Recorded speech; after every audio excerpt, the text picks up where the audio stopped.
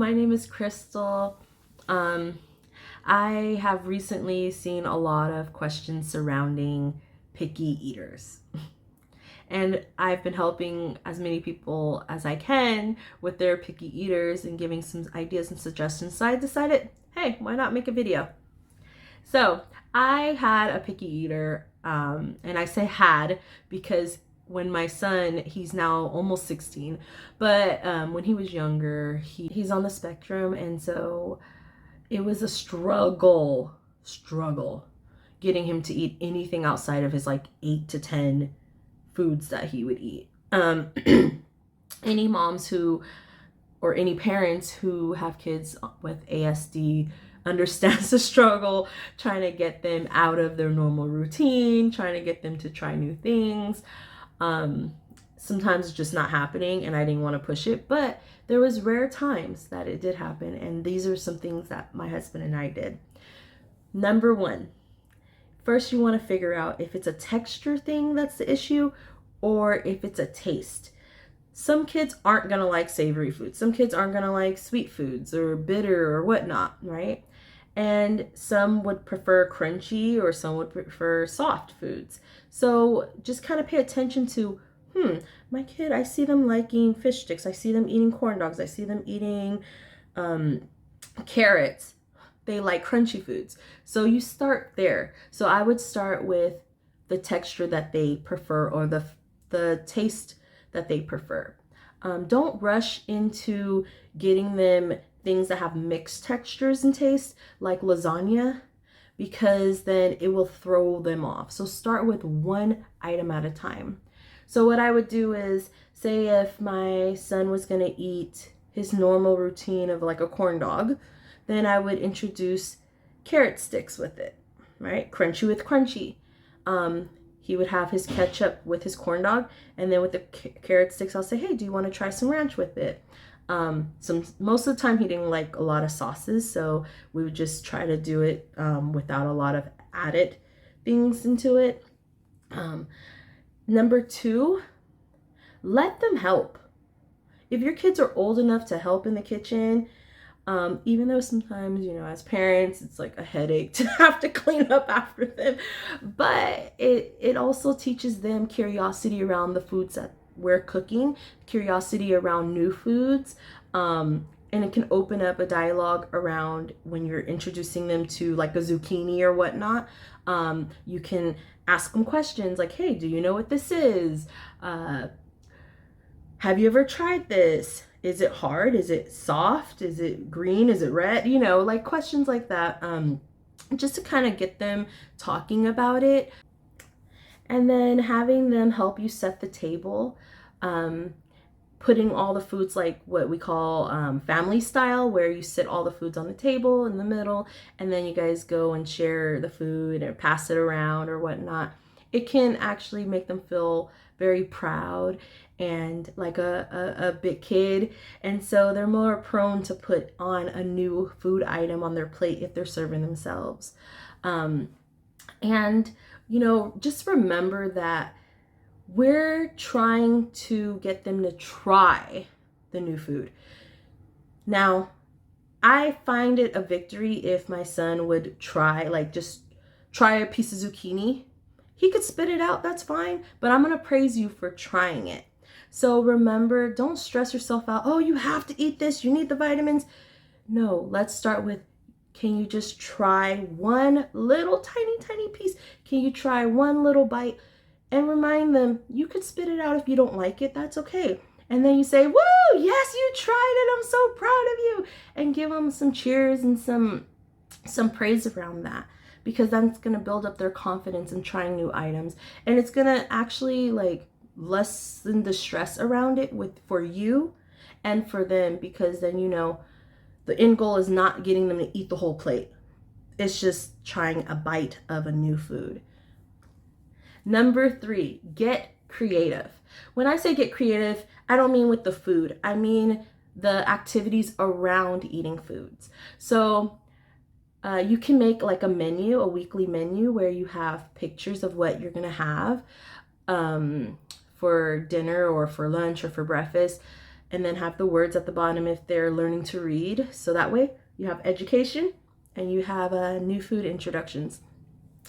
But get them to color the menu for you or help you create the menu.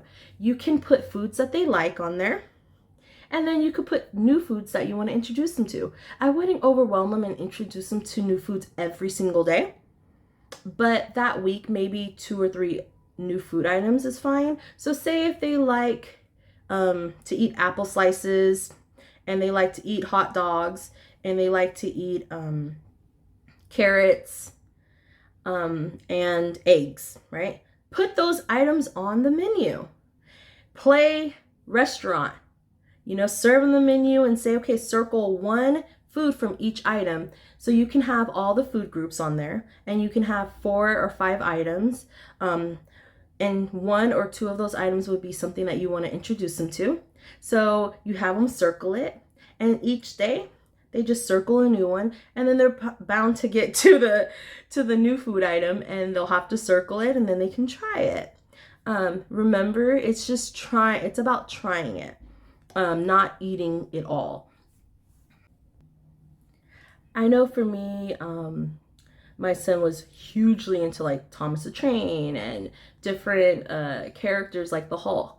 And so sometimes we would make our menu around a specific character that he liked. So say if your kid likes the Hulk too, you can make, it doesn't have to be a weekly calendar, but like just that day, that one meal around trying new green things, right? So say if I want to introduce let's just say a zucchini again. A zucchini, right? So we would talk about the Hulk and all the things that he liked about the Hulk and get him all excited. And then I'll ask like, whoa, like the Hulk is really green, right? And he's really strong. Let me see your muscles. Everybody around the table show their muscles. We poke each other's muscles like, oh, I'm so strong. No, I'm stronger. And then I'll say, you know why the Hulk is so strong? Because he eats green stuff. And then I'll show them the zucchini. And I'll say, okay, so let's all try a piece of the zucchini and see if we get stronger like the Hulk. And then we'll count to 3 and we'll try the zucchini, and then we'll be like, oh, I'm so strong. And yes, parents, you have to be animated with it. I'm so strong. Oh, feel my muscles. And I would say 8 times out of 10, it worked. He would at least try the zucchini. Most of the time, actually like 6 times out of 10, he would actually swallow it even when he didn't like it. And he'll be like, I don't like it. But it was about getting them excited about trying new things and associating those new foods with some other things that they enjoy. And that brings me to number 4, play games. It's important to play games with your kids. You don't want to make it a stressful tug of war type of experience for them where they're like, you know what, Mom, I never want to try anything new because every time you turn red, I start crying, you start crying. Like, play games that are going to get everyone involved, and also that will alleviate a lot of that stress, So what I would do is not only playing like the Hulk or, doing games around the characters, I would do education around the food. It's not like a game per se, but it worked. Say if I was introducing a new food like a carrot, I would ask questions around it. It might not be a game, but I always turned it into something fun. It's still some learning experience around it. And so I'll say, who knows what this is, while I'm holding the carrot, who knows what this is? And then they'll be like, a carrot. And then I'll say, is it? You sure it's not like a goldfish or a dog? Like, no, Mom, you're silly, it's a carrot. And I'll say, what do I do with this carrot? Do I hit myself in the head? No, that's not what I do. And they're like, you eat it. And I'm like, oh, it's a food. Okay, I see. What color is it? Orange, what shape is it? Anything, what texture, like how does it feel, soft or firm? And so it also builds up their vocabulary a little bit. And then I'll say, did you know that carrots have vitamin C? And then I'll say, can you say vitamin C? And they'll say vitamin C. And then I'll say vitamin C is good for your bones and for your immune system. And your immune system helps you when you're sick. So when you eat carrots, it helps you prevent from getting really sick. Or it helps you grow your bones nice and strong.